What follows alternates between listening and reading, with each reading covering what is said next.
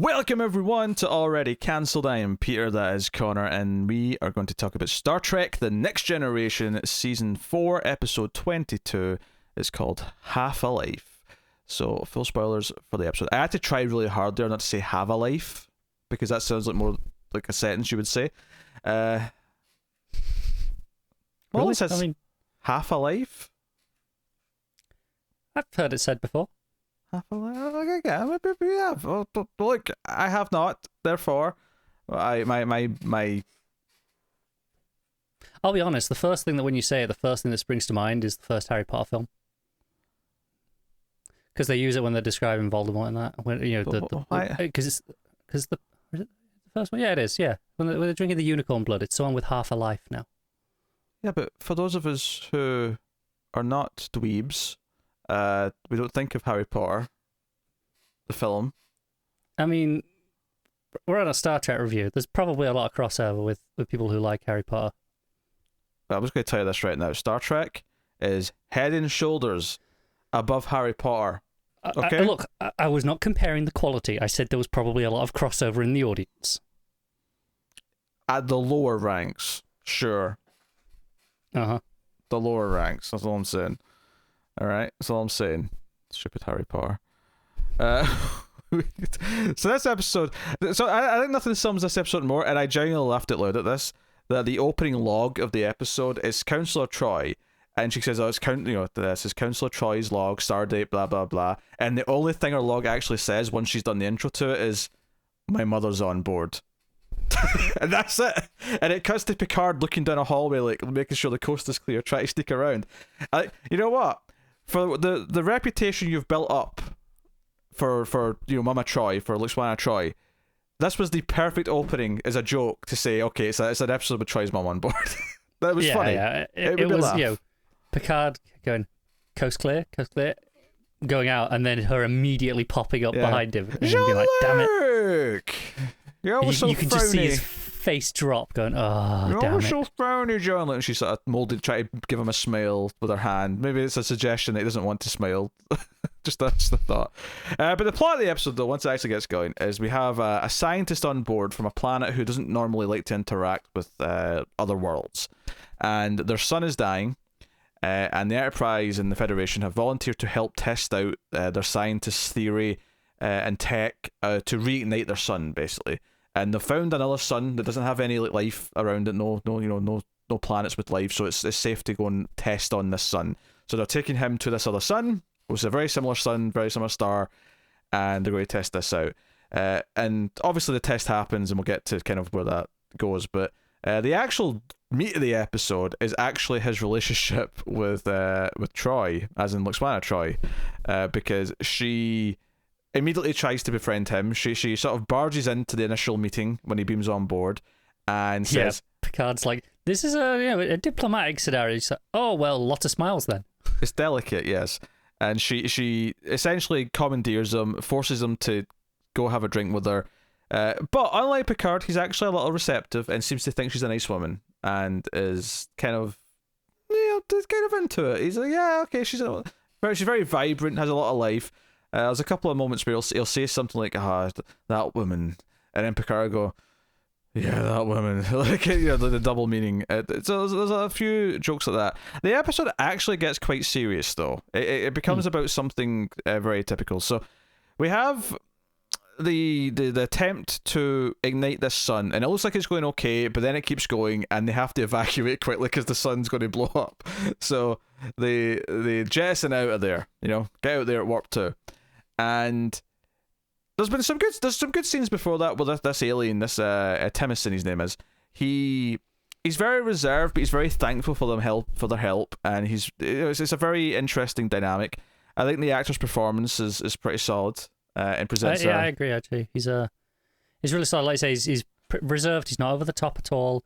He's very down to earth and takes it very seriously. Which is why when the moments come when he kind of starts crying, it kind of hits a bit more, because it feels like the performance it's prepared you for this moment to have some impact. He's been quite, I don't think stoic's quite the right word, but he's been quietly hopeful of this working, and I say when it doesn't, it just he does kind of break down. He's like, that's it. His life's work just failed. He gives a sort of teary speech over the comms to thank Picard and the crew for their assistance and that he's honoured that they give him this chance.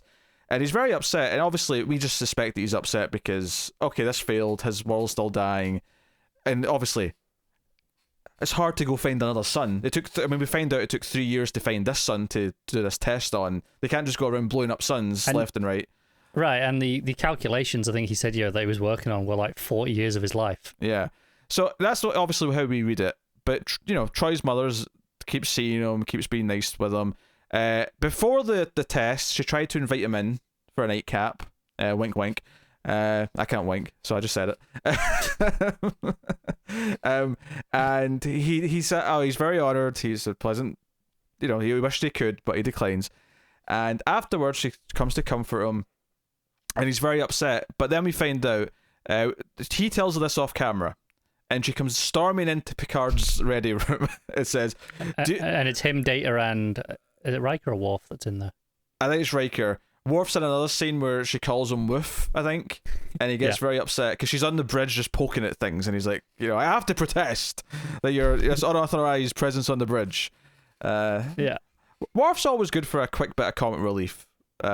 Surprisingly so, yeah. I mean, don't get me wrong, when he's got an episode, a lot of his episodes where it focuses on him and his relationship to the Klingon homeworld or his family, those tend to be actually quite good for the most part. But in other episodes where he's just there for the background stuff, he's a good bit of comic relief. Just when he gets angry at the small things, yes. Like this here, there was the Robin Hood moment a few episodes ago, where he's one of the a merry man, and he was very annoyed about that. Yeah. So anyway, this has been a long thing to get around to what the real crux of the episode is, which is that this planet, this culture has a system in place where at 60 years old, you in a ceremony, you sort of honorably commit suicide and sort of end your life there, because they don't believe that growing old to when you're weak and feeble or can't be strong and have your sound of mind and all the rest of it, which obviously, as is brought up in the episode, varies wildly from person to person. Some people are very cogent up until their mid-80s, and you would never suspect they're all in the fact that they're obviously look much older. They're fine, but some people are weak, some people are whatever. But they believe that you choose to end your life because as he puts it himself when he's trying to explain why this is a thing, he wants to end his life where he's at a strong position where people remember him as this strong-willed man who is brave and who is smart and intelligent and thoughtful. And they won't remember someone who got weak and couldn't protect himself and things so on and so on. Yeah, I think the particular age is obviously up for debate, but I understand the concept of why this is appealing. And they bring that up. She says, why not 62, why not 58? And he says, well, we had to agree on a standard age just so it was consistent across the board. The actual age itself isn't really that important. It's basically young enough that the vast majority of people will still be okay, but old enough that it feels like you got your life, basically. Yeah, I mean, I think ultimately, you could argue for 65, perhaps. Right, but I think in the 60s you go, sure, but, I can see the point of going, 70s, a lot more people will be significantly more frail mentally by 70 compared to 60. And it becomes, I think, I suppose I'll ask you at this point, did you like the episode? Because I think this is maybe because the episode's really about here is this, her trying to convince him to rebel against this and not do this. And he kind of goes back and forth as to whether or not he should sort of seek asylum on the Enterprise, or does he go down to his planet and end his life here, and his work will have to be continued by younger scientists because he's had his chance and he's at the end of his rope. I like the ideas it's playing with. I actually really like the final resolution, but there were points as I was watching it where I kind of just I felt the back and forth. I felt the Troy just kind of being there and doing that stuff, and a bit invasive, I guess. It's a bit of a brave episode because it really is Timothy and Lwaxana's Troy's episode. They get all the screen time.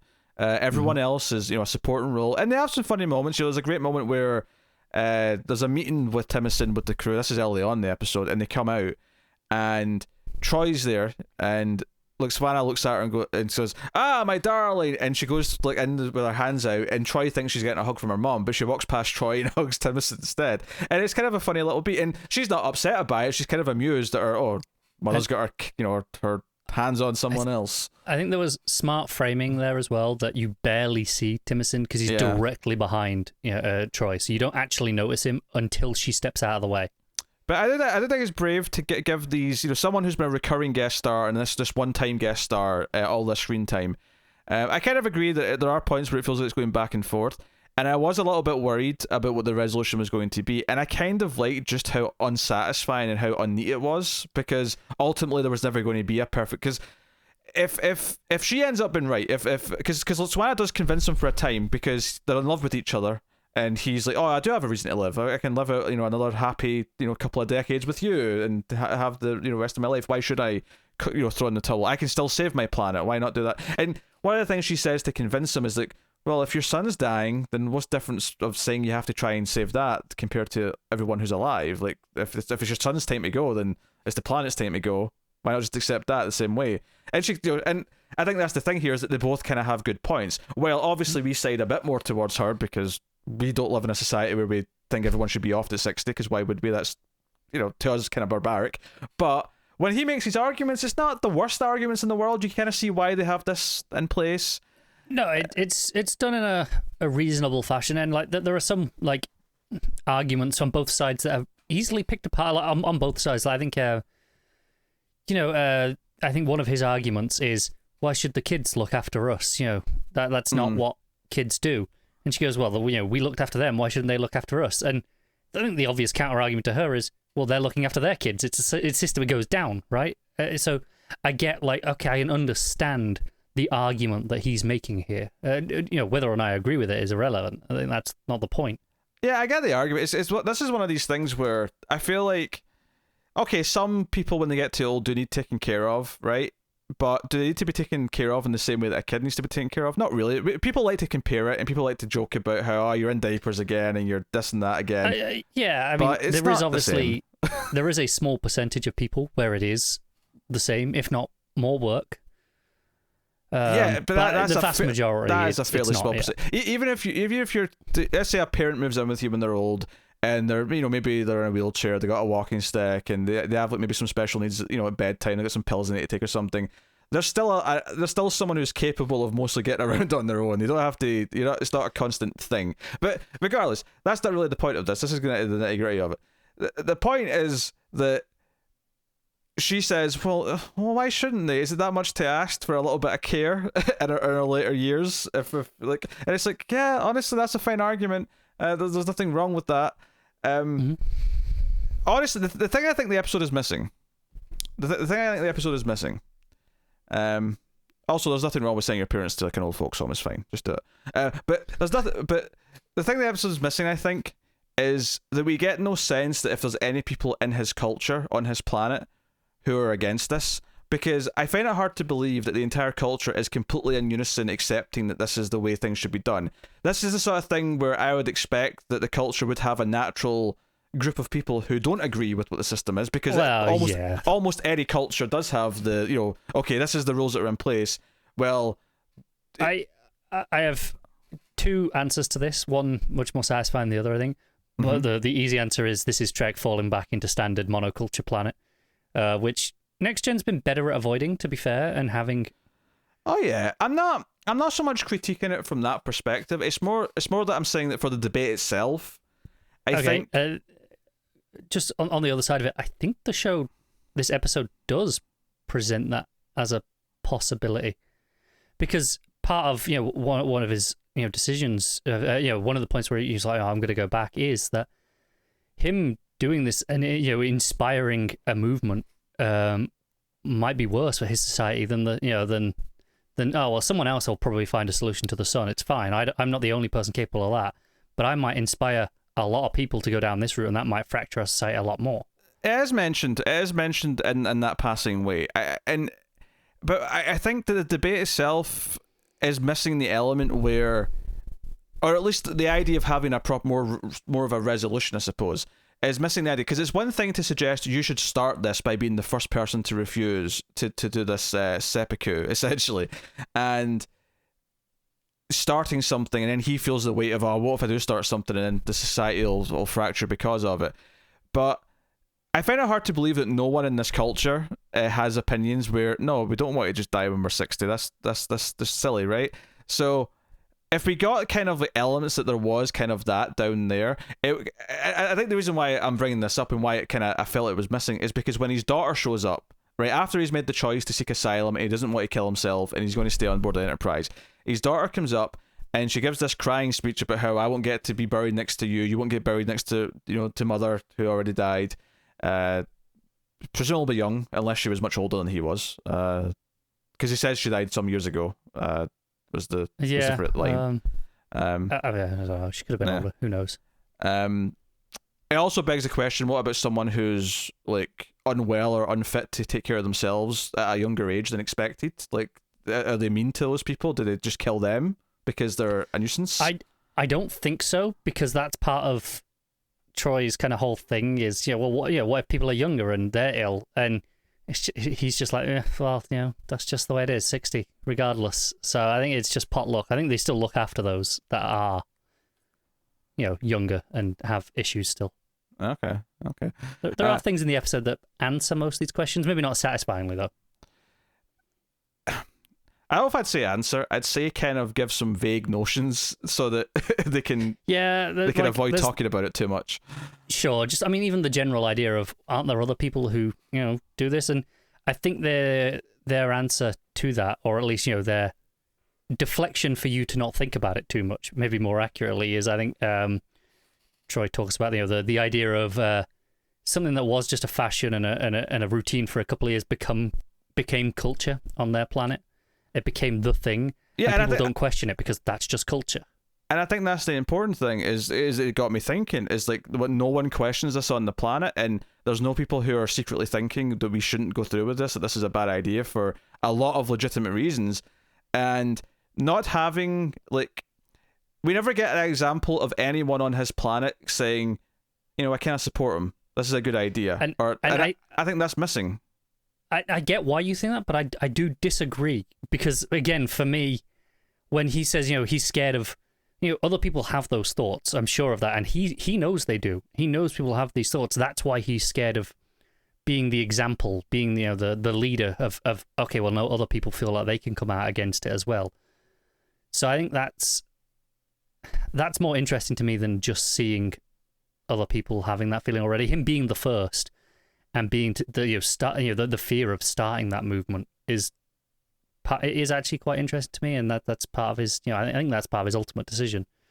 Don't get me wrong. I like how neat the resolution is, because ultimately he just has to accept that he's going down because it's causing more problems than not, and he does want to be with his daughter. He does want to be buried with his wife. He does want all these things, and he doesn't want to, cause a rift in any way by what he's doing. And he even says on his way down that he's going to encourage them to work again with the Federation and accept outside help.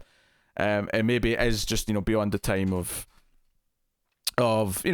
causing, maybe this is something that someone who's younger should do. Maybe coming from a 59-year-old, this feels a bit weaker than, say, someone who's 25 saying, no, I'm not killing myself when I get to 60. This is bullshit. We're fighting against this now. There's these things. I think it's interesting ideas the episode raises, and I think the arguments from both as to why or not it should be there is fine. I think once it gets to him having made this choice, and then the debates whether or not it should go back on it, it is missing maybe an extra something. And I think part of that, and something that maybe would have made it okay for him to have a neater resolution, would have been the idea that, well, no, there's people on this planet who want to rebel against it already. And it's not so much that he's going to feel bad or good for encouraging or not encouraging it, but the idea being that at that point, because what I think, because at one point, Lakshmana goes to Picard and says, can't you do something? They're going to make him do this. So go down there and talk to them. And he's like, I have no jurisdiction. I'm not meant to interfere. Prime directive, all that stuff. But I think if there's a point where people on this culture don't want this system, and I'm not saying this would give Picard the right to interfere per se, but it did get me thinking of, well, once there's people in the system itself who don't want this to be the status quo, who don't want this to be the culture, who see this as barbaric themselves, then it becomes a more interesting question for should it change if the people themselves, at least some of them, want it to change. It's the same thing like anything we have where there is a movement to end a certain law because the law is bullshit and all does nothing but victimize a certain group of people, or how the stock market's a complete sham and is nothing but a bunch of made up numbers that just inflate things. And it's okay when the rich hedge funds people are doing it, but as soon as a bunch of editors start messing around with things, oh no, we need to put some rules in so they can't do that anymore. I can't believe you gave me shit for being topical the other day about that. I think it applies here in a weird way, bizarrely. I don't disagree, and I think what you're describing does sound interesting, but I think it's also a completely different episode. That's probably true. And I don't know, and maybe hinging it all on this romantic element between them is maybe the kind of the ultimate downfall of why it's not as great as it could be. Yeah, I think that's partially. I do think it is missing something in that section of the episode because that's where I felt the lull. But you suggesting that, and the problem is for me the resolution. That's my favorite part of the episode.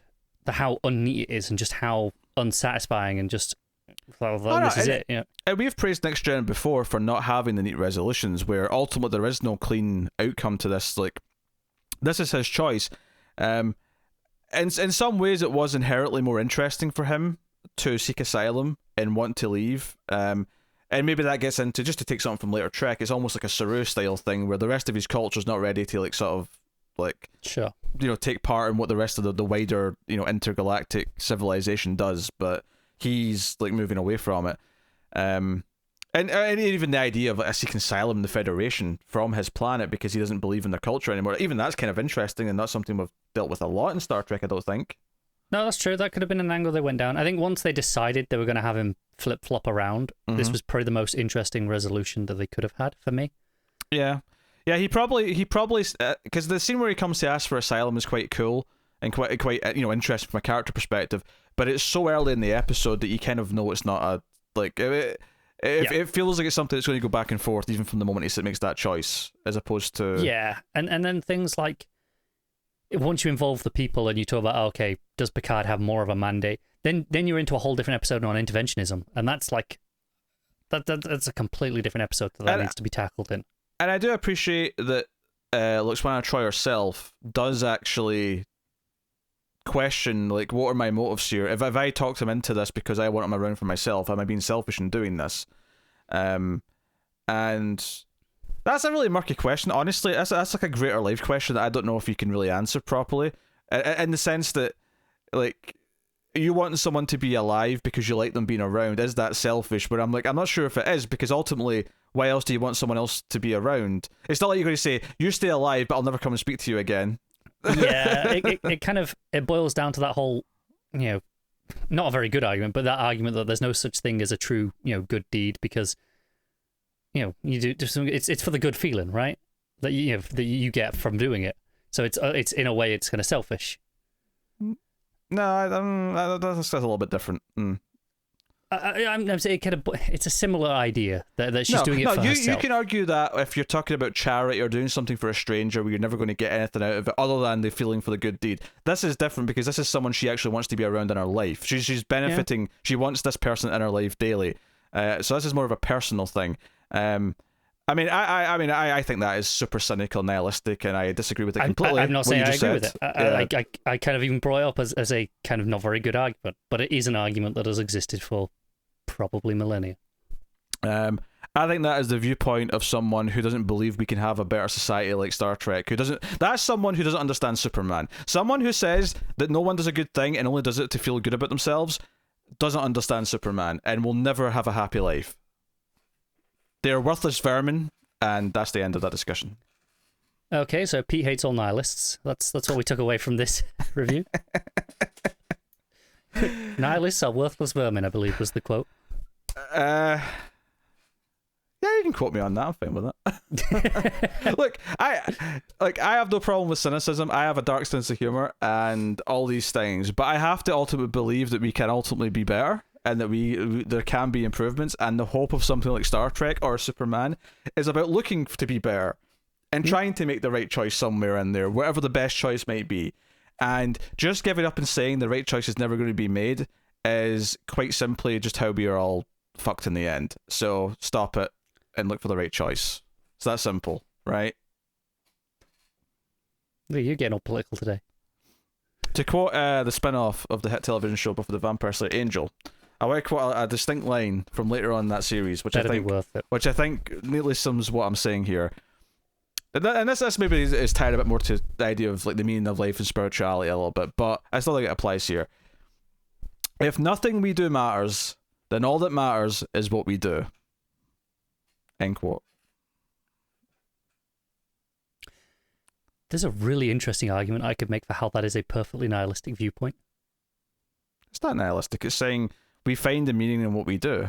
No, but you could really spin that into, well, nothing we do matters, so all that matters is what we do, so we might as well just do what we want. I think that you could really spin that in that direction. That's not what it's saying. I know it's not what it's saying. I know exactly what it's saying, and I agree. I get the point. I'm just saying, if I really wanted to be a debate little bitch and go, no, this is the nihilistic viewpoint to that quote, it's there. Why are we having a philosophical debate in this random episode of Star Trek?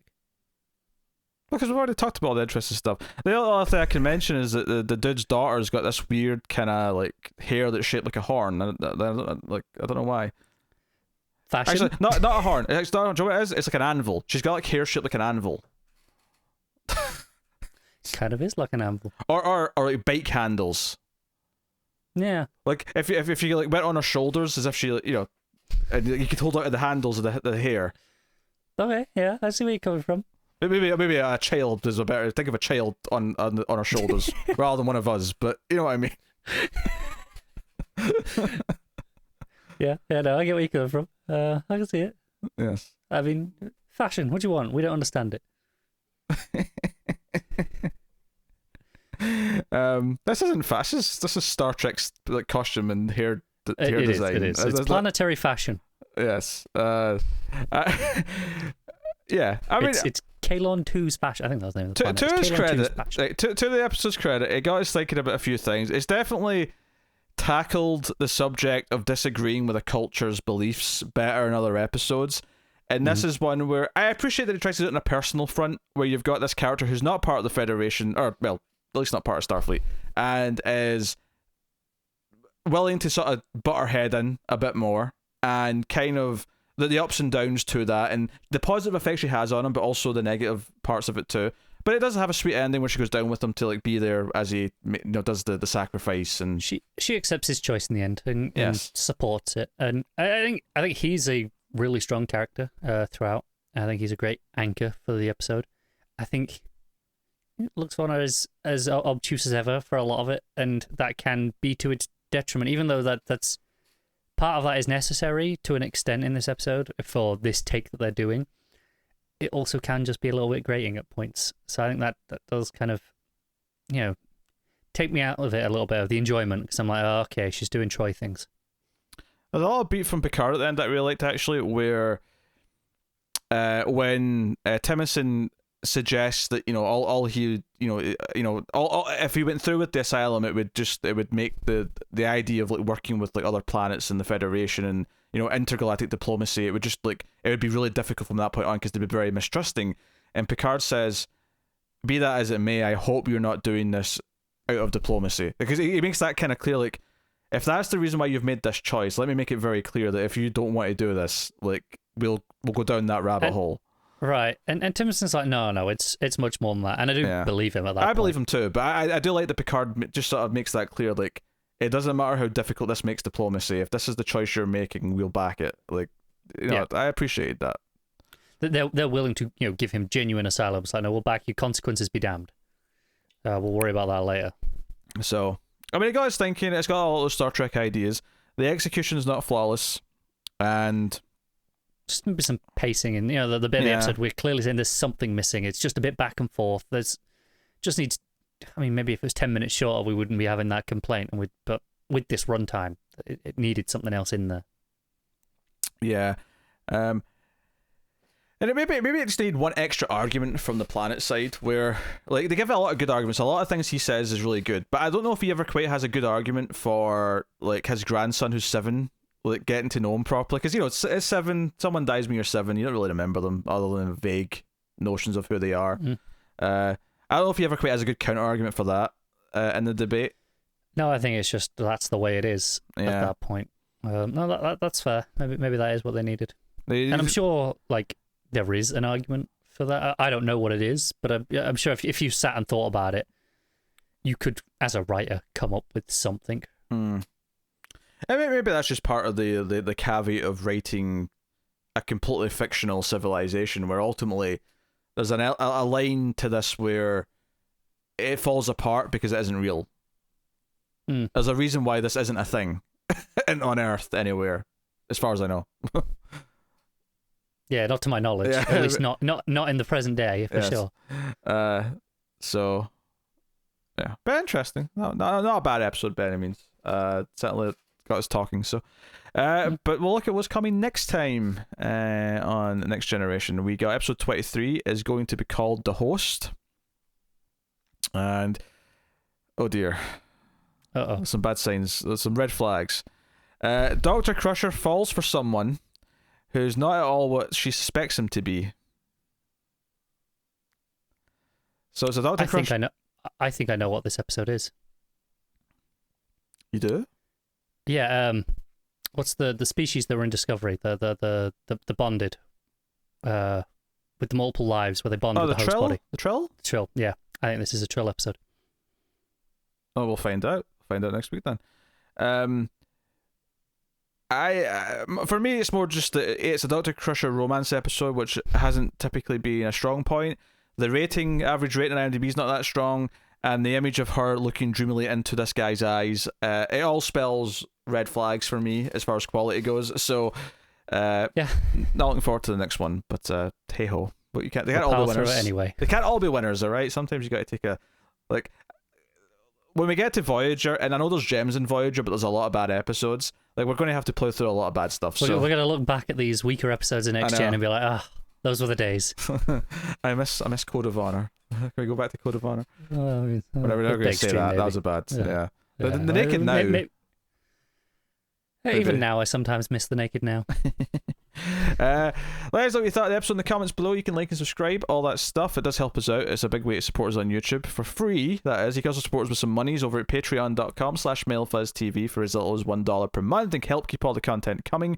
At the $5 tier, for example, you get early access to these episodes. You get to stay a week ahead of the public if you want to. So go feel great by doing that and supporting us. Otherwise, catch us on Twitter at mailed_fuzz for channel updates. But that is us. So thank you once again for watching or listening. We always appreciate it. Keep watching Star Trek. And somewhere out there in the great beyond of space, unless he happened to just be near that star that blew up this episode, in which case Wesley Crusher's dead. But otherwise, he's in complete control.